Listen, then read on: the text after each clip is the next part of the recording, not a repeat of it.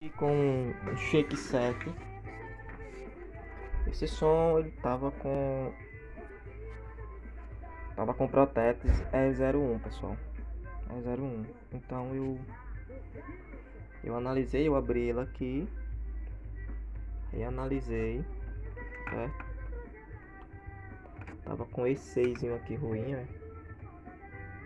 Eu fiz a substituição dele, certo? Fiz a substituição dele. E quando eu fiz a substituição, ele ligou. Não deu mais proteção, pessoal. Não deu mais proteção. E só que tava mudo. E de vez em quando ele dava uns papoco. O áudio voltava, depois dava papoco, o áudio sumia. E assim sucessivamente, pessoal.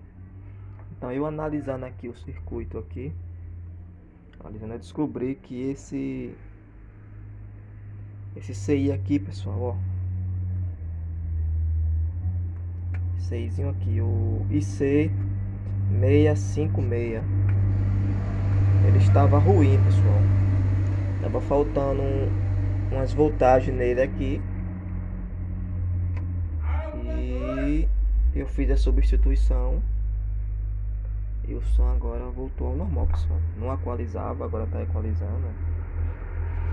E tá tocando normal, pessoal. Só ele, só. E a banda, mandar pro rol maior.